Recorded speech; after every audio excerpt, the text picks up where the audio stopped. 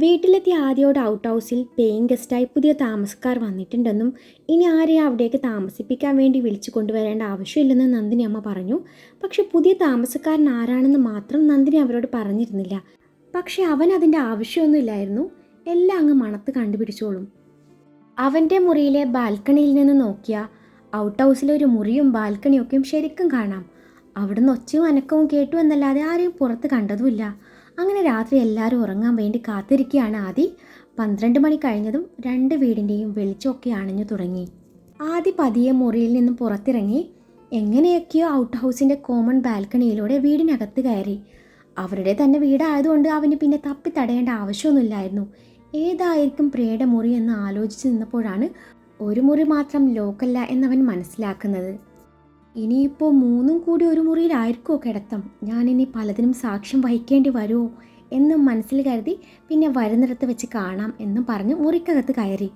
മുറിയിൽ ആരും ഇല്ലായിരുന്നു. വാഷ്റൂമിൽ നിന്നും വെള്ളം വീഴുന്ന ശബ്ദം കേട്ടപ്പോൾ മനസ്സിലായി ആൾ അതിനകത്താണെന്ന്. പക്ഷെ 3-ൽ ആരായിരിക്കും അകത്തുള്ളത് എന്നതിൽ അപ്പോഴും അവന് ഒരു ഐഡിയയും ഇല്ലായിരുന്നു. വാഷ്റൂമിൻ്റെ ഡോറ് തുറക്കുന്ന ശബ്ദം കേട്ടതും ആദ്യം എന്ത് ചെയ്യണമെന്നറിയാതെ കർട്ടനുള്ളിൽ മറിഞ്ഞു നിന്നു. ആളാരാണെന്നറിയാൻ ചെറിയ വിടവിലൂടെ നോക്കിയ ആദിയുടെ ബാല്യവും കൗമാരവും യൗവനവും വരെ അങ്ങ് അടിച്ചുപോയി. കുളി കഴിഞ്ഞ് ബാത്ത് ടവലും ചുറ്റി വരുന്ന പ്രിയ. എൻ്റെ ആറ്റുകാൽ ഭാസ്കര, കൺട്രോൾ തരണേ എന്നും ആദ്യം മനസ്സിൽ പ്രാർത്ഥിച്ചുകൊണ്ട് നോട്ടം മാറ്റി. എന്നാലവൻ മൊത്തത്തിലൊന്നും അവളെ സ്കാൻ ചെയ്ത് വിടാനും മറന്നില്ല. അപ്പോഴാണ് അവളുടെ പിൻകഴുത്തിലെ ടാറ്റു അവൻ ശ്രദ്ധിക്കുന്നത്. അതൊരു ബട്ടർഫ്ലൈ പിക്ചർ ആയിരുന്നുവെന്ന് ദൂരെ നിന്ന് പോലും അവൻ മനസ്സിലാക്കി. ദീർഘവീക്ഷണത്തിൻ്റെ കാര്യത്തിൽ ആദ്യേ കഴിഞ്ഞു മറ്റാരുള്ളൂ. ബെഡിൽ വെച്ചിരിക്കുന്ന ഡ്രസ്സ് കയ്യിൽ പിടിച്ച പ്രിയയെ കണ്ടതും ആദ്യ വീണ്ടും അവളിൽ നിന്നുള്ള നോട്ടം മാറ്റി. ദൈവമേ, അവൾ ഡ്രസ്സ് മാറാനുള്ള പരിപാടിയാണോ? അയ്യേ, ചെറുതായി കാട്ടുതിന്ന എന്ന് കരുതിയ എന്നെ ഇവൾ മുഴുക്കള്ളനാക്കി അടങ്ങൂ. ഏത് നേരത്താണാവോ ഇങ്ങോട്ട് കെട്ടിയെടുക്കാൻ തോന്നിയത്? അതിന് ഞാൻ അറിഞ്ഞോ ഈ പാതിരാത്രിക്ക് അവൾ നീരാട്ടിലാണെന്ന്? അതിനെന്തിനാ നീ ഇങ്ങനെ ടെൻഷൻ ആവുന്നത്? അങ്ങോട്ട് നോക്കാതിരുന്നാൽ പോരെ? ആദിയോട് മനസ്സാക്ഷി ചോദിക്കുകയാണ്. സോറി, മുന്നിൽ ഇതുപോലെ ലൈവ് നടക്കുമ്പോൾ എത്ര വേണ്ടാന്ന് വെച്ചാലും പറ്റുന്നില്ല, അതുകൊണ്ട് ഞാൻ നോക്കിപ്പോവും. ആദ്യം മനസ്സാക്ഷിയെ വഞ്ചിച്ചില്ല. പെട്ടെന്ന് അവൾ ഡ്രസ്സും എടുത്ത് വാഷ്റൂമിൽ വീണ്ടും പോയപ്പോഴാണ് ആദിക്ക് ശ്വാസം നേരെ വീണത്. അവൾ വന്നു കഴിഞ്ഞാൽ പിടിക്കപ്പെടാൻ ചാൻസ് ഉണ്ട്, അതുകൊണ്ട് ഇവിടെ ഇനി നിൽക്കുന്നത് സേഫല്ല എന്ന് തിരിച്ചറിഞ്ഞ ആദി കട്ടിലിനടിയിൽ ഒളിച്ചു നിന്നു. കുറച്ചു കഴിഞ്ഞ് അവൾ വരുന്നതും ലൈറ്റ് ഓഫ് ചെയ്യുന്നതും അവൻ തിരിച്ചറിഞ്ഞു. എന്നിട്ടും കുരിപ്പ് ഉറങ്ങാതെ ഫോണും തോണ്ടിയിരിക്കുന്നത് കണ്ട ആദിക്ക് തോന്നി താൻ ഇന്ന് ഈ കട്ടിലിനടിയിൽ തന്നെ നേരം വെളുപ്പിക്കേണ്ടി വരുമെന്ന്. പിന്നെ കുറേ നേരം കഴിഞ്ഞ് അവൾ ഉറങ്ങിയെന്ന് ഉറപ്പ് വരുത്തിയ ആദി കട്ടിലിനടിയിൽ നിന്നും എഴുന്നേറ്റ് അവളെ ഒന്ന് നോക്കി തിരിച്ചു പോവാൻ നേരാണ് അവളുടെ അരയിലെ സ്വർണ്ണ ചെയിനും ഏലസും കാണുന്നത്. എൻ്റെ ദൈവമേ, ഈ ഉള്ളവനെ ഇങ്ങനെ പരീക്ഷിക്കണോ? കൺട്രോൾ ആദി, കൺട്രോൾ. നീ ഒന്നും കണ്ടിട്ടുമില്ല, കേട്ടിട്ടില്ല, ഇവിടെ വന്നിട്ടുമില്ല, ആദി സ്വയം പറഞ്ഞു. ഇവളുടെ അടുത്ത് കിടന്ന് ഒരു സെൽഫി എടുത്താലോ? എപ്പോഴെങ്കിലും യൂസ്ഫുൾ ആയെങ്കിലോ? വേണ്ട, തൽക്കാലം ഇവളുടെ വായടപ്പിക്കാൻ ഇത് തന്നെ ധാരാളം എന്നും പറഞ്ഞു അവൻ മുറി വിട്ടിറങ്ങി. പിറ്റേന്ന് രാവിലെ കോളേജിൽ പോവാൻ വേണ്ടി റെഡിയാവുകയാണ് 3 പേരും കൂടി എന്തൊക്കെയോ ഉണ്ടാക്കി കഴിച്ചെന്ന് വരുത്തി വീടും പൂട്ടി ഇറങ്ങി.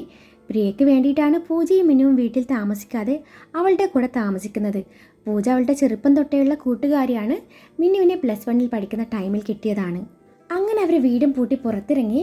മിന്നുവും പൂജയും ഒരു വണ്ടിയിലും പ്രിയ അവളുടെ ബുള്ളറ്റിലും പോകാൻ ഒരുങ്ങുമ്പോഴാണ് നന്ദിനി മാഡവും ശങ്കറും ആദ്യം പുറത്തിറങ്ങി വരുന്നത്. അന്നേരമാണ് നന്ദിനി ആദിക്ക് 3 പേരെയും കാട്ടിക്കൊടുത്തു ഇവരാണ് നമ്മുടെ പുതിയ താമസക്കാർ എന്ന് പറയുന്നത്. എന്നാൽ ആദ്യം അവരോട് വളരെ കൂളായിട്ടാണ് പെരുമാറിയത്.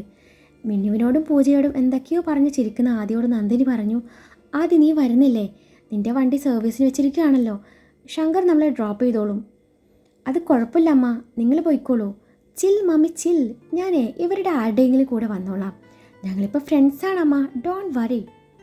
അത് കേട്ടപ്പോൾ നന്ദിനി അമ്മ ഉറപ്പാണല്ലോ എന്തെങ്കിലും വയ്യാവേലി വലിച്ചിടല്ലേ എന്നും പറഞ്ഞ് ശങ്കറിൻ്റെ കൂടെ പോയി. അല്ല, ആരുടെയായി ബുള്ളറ്റ്? ഞാനിതിലാ വരണ്ടേ? ഇത് തൻ്റെയാണോ പൂജ? ആദ്യം പൂജക്ക് നേരെ തിരിഞ്ഞു. അല്ല ചേട്ടാ, ഇത് പ്രിയയുടെയാ. ആഹാ, എന്നാൽ നിങ്ങൾ വിട്ടോ, ഞാനും പ്രിയ ഒരുമിച്ച് വന്നോളാം. അല്ലേ പ്രിയ എന്നും പറഞ്ഞ് മിന്നുവും പൂജയും പോയി. എന്നാൽ പ്രിയ ആണെങ്കിൽ അവനെ ശ്രദ്ധിക്കാതെ വണ്ടി കയറി സ്റ്റാർട്ട് ചെയ്യാൻ നേരാണ് ആദ്യം ചാവി എടുത്ത് കൈ പിടിക്കുന്നത്. എന്തായത്? ആ കീ ഇങ്ങ് താ. തരാം, പക്ഷെ നീ എന്നെ വണ്ടി കയറ്റണം. പറ്റില്ല. അങ്ങനെയാണല്ലേ, ശരി. പിന്നെ ഇന്നലെ രാത്രി കുളിക്കാൻ ഒരുപാട് വൈകിയല്ലേ? ഈ രാത്രി 1 മണിക്കൊക്കെ തല നനച്ച് കുളിക്കുന്നതേ അത്ര നല്ല ശീലമല്ല. അത് മാത്രാണോ അത്രയും ലേറ്റായിട്ടും ബെഡിലെത്തിയിട്ടും പെട്ടെന്ന് ഉറങ്ങാതെ ഫോൺ നോക്കിയിരിക്കുന്നതും നല്ല ശീലമല്ല. ആദ്യ ചുണ്ടിലൊളിപ്പിച്ച ചിരിയാലെ പറഞ്ഞു. ഇത് കേട്ടതും പ്രിയ കിളിപ്പോയി നിൽക്കുവാണ്. എന്നാൽ നമുക്ക് പോയാലോ? ചാവിയിട്ട് വണ്ടി ഓൺ ചെയ്ത് അവളുടെ പിറകിലിരുന്നു കൊണ്ട് ആദ്യ പറഞ്ഞു. വേറെ നിവൃത്തിയില്ലാതെ പ്രിയ അവനെയും കൊണ്ട് വണ്ടി മുന്നോട്ടെടുത്തു. എന്നാലും ഇവനെങ്ങനെ ഇന്നലത്തെ കാര്യം കൃത്യമായി അറിഞ്ഞു?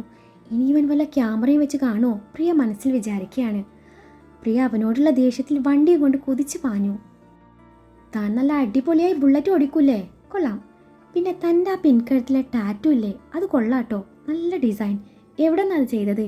എനിക്കും ചെയ്യണം അതുപോലെ ഒരെണ്ണം, ആദ്യം ഇഷ്കുവായി ചോദിച്ചു. ഇത്തവണ പ്രിയയുടെ കയ്യിൽ നിന്ന് വണ്ടി ചെറുതായൊന്ന് പാളി. എന്താ പ്രിയ ഇത്? താൻ ചാകാൻ പോകുവാണെന്ന് അറിഞ്ഞിരുന്നെങ്കിൽ ഞാൻ വരുമായിരുന്നില്ലല്ലോ. ഇതിപ്പോൾ തനിക്ക് ചോദിക്കാനും പറയാനും ആരില്ലെന്ന് വെച്ച് എനിക്കങ്ങനെയാണോ? എനിക്ക് അച്ഛനും അമ്മയും കുടുംബക്കാരും ഒക്കെ ഉള്ളതാ. അതിനിടയിൽ അവൻ നൈസായിട്ട് അവളുടെ അനാഥത്വത്തെയും ട്രോളി. അതോടെ പ്രിയക്ക് അവനോടുള്ള പക ഇരട്ടിച്ചു. വേറെന്തോ അവൾ സഹിക്കും, ഈ രീതിയിൽ അവളെ വിഷമിപ്പിച്ചാൽ അവൾ സഹിക്കില്ലായിരുന്നു.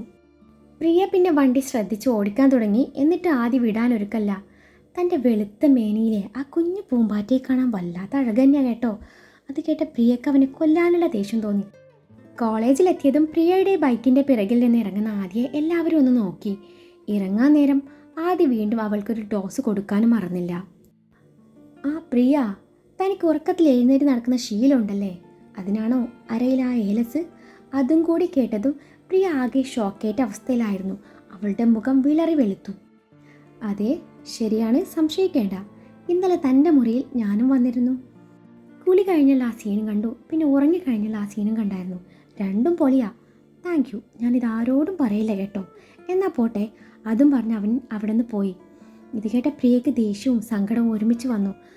ഇവനെ ഇങ്ങനെ വിട്ടാൽ പറ്റില്ല, എങ്ങനെയും വായടപ്പിച്ചേ പറ്റൂ. അല്ലെങ്കിലും ഇവൻ എന്തിനാ തന്നെ ഇങ്ങനെ ചൊറിയാൻ വരുന്നത്? ഇന്നലെ രാവിലത്തെ സംഭവത്തിന് ശേഷം താൻ അവനെ ശ്രദ്ധിക്കാൻ പോയതേ ഇല്ല. പക്ഷെ അവൻ ചുമ്മാ ഇങ്ങോട്ട് ചൊറിഞ്ഞു വന്നാൽ അങ്ങനെ വിടാനൊക്കുമോ? ഇല്ല, എന്താണ് വേണ്ടതെന്ന് എനിക്ക് നന്നായിട്ട് അറിയാം. അതും മനസ്സിൽ പറഞ്ഞ് പ്രിയ ക്ലാസ്സിലേക്ക് നടന്നു. ബ്രേക്ക് ടൈമിലാണ് പ്രിയ മനുവിനും ഫ്രണ്ട്സിനും ഒപ്പം ക്യാൻറ്റീനിലിരുന്ന് സംസാരിക്കുന്നത്. മനുവും ഫ്രണ്ട്സും MSc 2ാം വർഷവും ആദ്യവും ഫ്രണ്ട്സും MBA 2ാം വർഷവുമാണ്. തൻ്റെ അതേ ഡിപ്പാർട്ട്മെൻറ്റ് ആയതുകൊണ്ട് ആദ്യയോട് ഏറ്റുമുട്ടാൻ എന്തുകൊണ്ടും നല്ലത് മനുവിൻ്റെ കൂടെ നിൽക്കുന്നതാണെന്ന് പ്രിയക്ക് തോന്നി. മനുവും ആദ്യവും തമ്മിൽ അത്ര രസത്തിലല്ല എന്നവൾക്ക് ഒരു സൂചന കിട്ടിയിരുന്നു.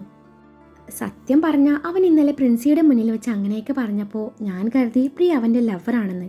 മനു അവളോട് തുറന്നു പറഞ്ഞു. പിന്നെ ഉണ്ടയാണ് ഉണ്ട.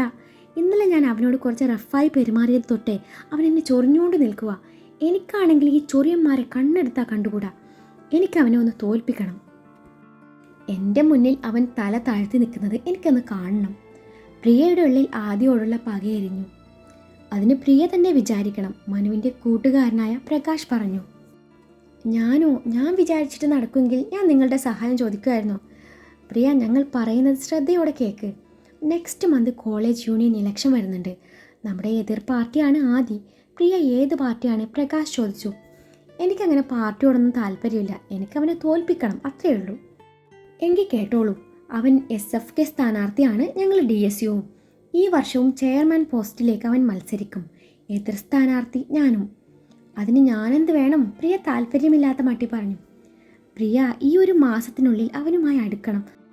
പ്രിയക്ക് അവനോട് പ്രണയമാണെന്ന് അവന് തോന്നണം. അതുപോലെ പ്രിയ അഭിനയിച്ചാൽ മതി. എന്ത് രഹസ്യവും തുറന്നു പറയാൻ പറ്റുന്ന ഒരു പ്രണയിനി, അതായിരിക്കണം അവന് പ്രിയ. അത് നമ്മൾ ഇലക്ഷനിൽ മുതലെടുക്കുന്നു.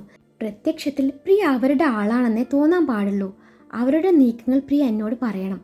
അവനെ നമ്മൾ ഒരുമിച്ച് നിന്ന് മുട്ടുകൊത്തിക്കും.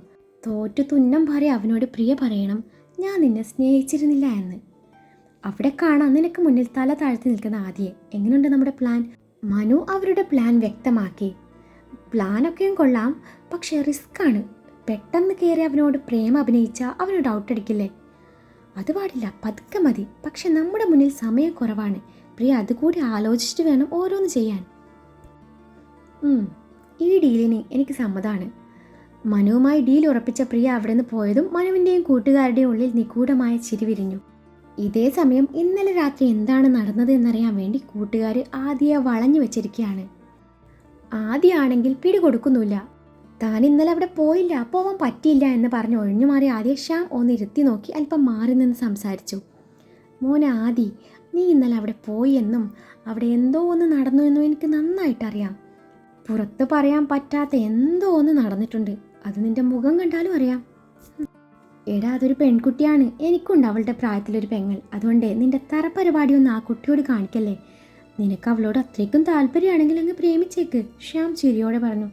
പിന്നെ എൻ്റെ പട്ടി പ്രേമിക്കും, പക്ഷേ കണ്ണടച്ചാലോ ബട്ടർഫ്ലൈ. അത്രയും പറഞ്ഞപ്പോഴാണ് ആദിക്ക് ബോധം വന്നത്.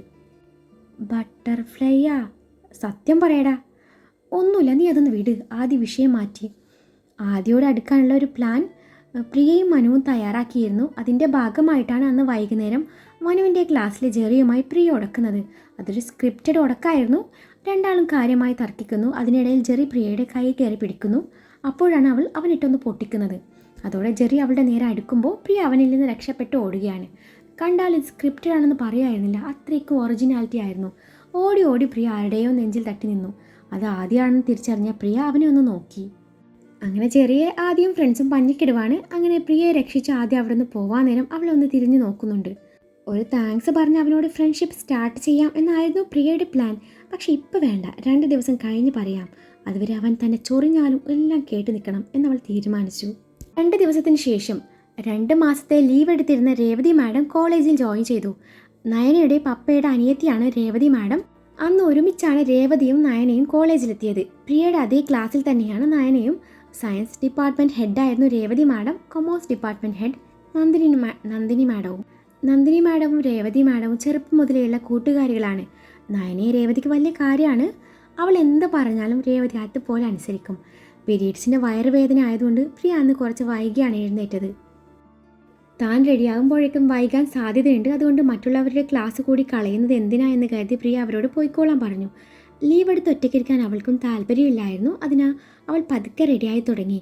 ഇനിയിപ്പോൾ ആദ്യ ഹവർ പോകുന്നുണ്ടെങ്കിൽ പോട്ടെ എന്ന് കരുതി പ്രിയ വണ്ടി എടുക്കാതെ ഓട്ടോയിൽ കയറി കോളേജിലെത്തി. അപ്പോഴേക്കും 2ാമത്തെ ഹവർ തുടങ്ങിയിരുന്നു. 2nd ഹവർ ക്ലാസ് തുടങ്ങിയിട്ട് ജസ്റ്റ് 5 മിനിറ്റ് ആയതല്ലേ ഉള്ളൂ എന്ന് കരുതിയ പ്രിയ ക്ലാസ്സിലേക്ക് നടന്നു. ക്ലാസ്സിനകത്തിരിക്കുന്ന പുതിയ മാമിനെ കണ്ട് പ്രിയ ഒന്ന് നിന്നു. രേവതി മാഡത്തിൻ്റേതായിരുന്നു ആ ഹവർ. അകത്ത് കയറാൻ പ്രിയ പെർമിഷൻ ചോദിച്ചു. നേരത്തെ അറ്റൻഡൻസ് വിളിക്കാൻ നേരം പ്രിയ ആബ്സെൻ്റ് ആണെന്ന് രേവതി മനസ്സിലാക്കിയിരുന്നു. നയന പറഞ്ഞ ഏകദേശ രൂപം വെച്ച് രേവതി പുറത്ത് നിൽക്കുന്ന പ്രിയയോട് ഗൗരവത്തിൽ ചോദിച്ചു. എങ്ങോട്ടാ? ഞാൻ അകത്തോട്ട്. തോന്നുമ്പോൾ വരാനും പോവാനും ഇത് തൻ്റെ വീടൊന്നുമല്ല. ഈ ഡിപ്പാർട്ട്മെൻറ്റിലെ കുട്ടികൾ മറ്റുള്ള ഡിപ്പാർട്ട്മെൻറ്റിലെ കുട്ടികളെക്കാളും കുറച്ച് അച്ചടക്കത്തോടെ നടക്കണമെന്നതേ നിങ്ങളുടെ ഡിപ്പാർട്ട്മെൻറ്റ് ഹെഡും ക്ലാസ് ഇൻചാർജുമായ എനിക്ക് നിർബന്ധമാണ്. സോ ഇതൊന്നും ഞാൻ അനുവദിച്ചു തരില്ല. അതും പറഞ്ഞ് പ്രിയയ്ക്ക് നേരെ തിരിഞ്ഞു. കഴിഞ്ഞ ഹവർ താൻ ക്ലാസ്സിൽ കയറിയില്ലേ? ഇല്ല. പ്രിയയ്ക്ക് അവരുടെ സംസാരത്തിൽ നിന്നും അവർക്ക് തന്നോടുള്ള ഇഷ്ടക്കുറവ് മനസ്സിലായിരുന്നു. എന്താ കയറാഞ്ഞത്? അത് മാഡം, എനിക്ക് സുഖമില്ലായിരുന്നു. അതിനാൽ ഞാൻ വൈകിയാണ് കോളേജിലെത്തിയത്. സുഖമില്ലെങ്കിൽ ലീവ് എടുക്കണം. പിന്നെ എന്തിന് ഇതുപോലെ ഒരുങ്ങിക്കെട്ടി വരുന്നു? മാഡത്തിൻ്റെ വീട്ടിൽ കണ്ണാടി ഉണ്ടെങ്കിൽ വീട്ടിൽ ചെന്നിട്ട് കണ്ണാടി നോക്കിയാൽ മതിയാവും. ആരാ ഒരുങ്ങിക്കെട്ടി വന്നതെന്ന്.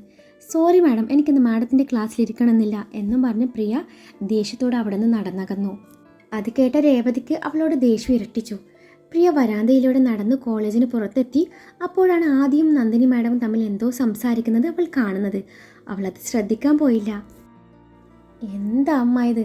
അമ്മക്കൊന്ന് ശ്രദ്ധിച്ചൂടായിരുന്നോ? അച്ഛൻ്റെ കാറിൻ്റെ കീയും ബാഗിലിട്ടുകൊണ്ടാണ് അമ്മ ഇങ്ങോട്ട് പോകുന്നത്. ഛേ, ഇതിപ്പോൾ ഞാൻ വീട്ടിൽ കൊണ്ടുപോയി അച്ഛന് ചാവി കൊടുത്ത് തിരിച്ച് വരുമ്പോഴേക്കും ഈ ഹവറും കഴിഞ്ഞ് നെക്സ്റ്റ് ഹവർ പകുതിയാവും. അതുമല്ല, നെക്സ്റ്റ് ഹവർ അമ്മയുടെ ആണല്ലോ. നെക്സ്റ്റ് ഹവർ അമ്മ യൂണിറ്റ് ടെസ്റ്റ് ഉണ്ടെന്ന് പറഞ്ഞതുകൊണ്ടേ ഞാൻ വെൽ പ്രിപ്പയർഡ് ആയിട്ടാണ് വന്നത്. എൻ്റെ കഴിവ് ഇത്തവണയെങ്കിലും ഞാൻ അമ്മയ്ക്ക് മുന്നിൽ തെളിയിക്കാനിരുന്നതാ. എന്നിട്ടിപ്പോൾ ആദ്യം അമ്മയെ പാളി നോക്കിക്കൊണ്ട് പറഞ്ഞു. ഓ, അതൊന്നും കുഴപ്പമില്ല ആദി, നീ പെട്ടെന്ന് പോയി വാ. അച്ഛൻ എന്നെ വഴക്ക് പറയുക. ഇനിയിപ്പോൾ നീ എൻ്റെ ക്ലാസ് അറ്റൻഡ് ചെയ്തില്ലേലും കുഴപ്പമില്ല. ഇത് കേട്ട ആദിയുടെ മനസ്സിൽ ലെട്ട് പൊട്ടി. എന്നാലും അമ്മയുടെ ക്ലാസ് കട്ട് ചെയ്യാൻ എനിക്ക് തോന്നുന്നില്ല അമ്മ. ആദ്യ നിഷ്കളങ്കത ആവശ്യത്തിൽ കൂടുതൽ വാരി വിതറി. ഇത് ആദി, കൂടുതൽ കളിക്കല്ലേ. നിന്റെ ഓവർ എക്സ്പ്രഷൻ കാണുമ്പോൾ എനിക്ക് ചില ഡൗട്ട് തോന്നുന്നുണ്ട് കേട്ടോ. അത് ശരി, ഇപ്പോൾ സഹായിക്കാൻ വന്ന് എന്നെ പ്രതിയാക്കുവാണോ? അമ്മ കരുതുന്നുണ്ടാവും എക്സാം അറ്റൻഡ് ചെയ്യാതിരിക്കാൻ വേണ്ടി ഞാനാണ് അച്ഛൻ്റെ കാറിൻ്റെ കീ അമ്മയുടെ ബാഗിൽ വെച്ചതെന്ന്. അങ്ങനെ ഞാൻ പറഞ്ഞു ആദി? ഇല്ലല്ലോ. മോൻ പോയി പെട്ടെന്ന് വാടാ. അങ്ങനെ വഴിക്ക് വാ. അപ്പോഴാണ് അതിലൂടെ നടന്നു പോകുന്ന പ്രിയയെ ഇരുവരും ശ്രദ്ധിക്കുന്നത്. പ്രിയ, എന്ത് പറ്റി? എന്താ ക്ലാസ്സിൽ കയറിയില്ലേ? ഇല്ല മാഡം, എനിക്ക് സുഖമില്ലാത്തതുകൊണ്ട് കുറച്ച് വൈകിപ്പോയി. ഈ ഹവർ കയറിയപ്പോഴേക്കും പുതിയ മാഡം എന്നെ ഗെറ്റ് ഔട്ട് അടിച്ചു.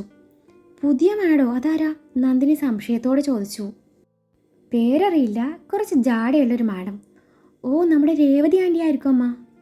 അതെയോ? അവൾ ഇത്തിരി ദേഷ്യക്കാരിയാണ്, പക്ഷെ മനസ്സ് ശുദ്ധ. അതെനിക്ക് മനസ്സിലായി, പ്രിയ പതിയെ പറഞ്ഞു. അല്ല, പ്രിയ എങ്ങോട്ടാ? എന്താ അസുഖം? അത് പിന്നെ മാഡം, ആദ്യം ഉള്ളത് കൊണ്ട് അവൾക്ക് എന്ത് പറയണം എന്നറിയാതെയായി. കാര്യം മനസ്സിലായ നന്ദിനി ചോദിച്ചു, പ്രിയ വീട്ടിലേക്കാണോ? അതെ മാഡം. എങ്ങനെയാ പോണത്? അത് പിന്നെ ഓട്ടോ മറ്റോ കിട്ടുമോയെന്ന് നോക്കണം. എങ്കിൽ ആദിയുടെ കൂടെ പോയിക്കോളൂ, അവനും വീട്ടിലേക്കാ. സുഖമില്ലാത്തത് കൊണ്ടും ആദിയുടെ കൂടെ ഇടപഴകാനുള്ള അവസരം കിട്ടുമല്ലോ എന്ന് ഓർത്ത് പ്രിയ എതിരൊന്നും പറയാതെ വണ്ടിയിൽ കയറി. വണ്ടിയിലിരിക്കുമ്പോഴും ഇരുവരും തമ്മിൽ പരസ്പരം ഒന്നും മിണ്ടിയില്ല. ഒടുവിൽ ആദ്യ തന്നെ സംസാരത്തിന് തുടക്കം കുറിച്ചു. ആക്ച്വലി എന്താണ് അസുഖം? പുറത്ത് പറയാൻ പറ്റുന്നതാണെങ്കിൽ പറയാം, ടാബ്ലറ്റ് വേണേ വാങ്ങിച്ചു തന്നേക്കാം. ആദ്യം അവളുടെ മുഖത്ത് നോക്കാതെ ചോദിച്ചു. അങ്ങനെ പുറത്ത് പറയാൻ പറ്റാത്ത ഭീകരമായ അസുഖമൊന്നും എനിക്കില്ല, വയറുവേദനയാ, അത്രയും പറഞ്ഞവൾ മിണ്ടാതിരുന്നു. ഓ, അത് ഓക്കെ. ടാബ്ലറ്റ് വല്ലതും വേണോ? No thanks. ഓ, എങ്കിൽ ശരി. അല്ല, ഇയാൾ എന്തിനാ ഇപ്പോൾ വീട്ടിലേക്ക് പോകുന്നത്? ഇയാൾക്ക് ക്ലാസ്സില്ലേ? പ്രിയ ചോദിച്ചു. ഉണ്ടല്ലോ. പിന്നെ എന്താ വീട്ടിലോട്ട്?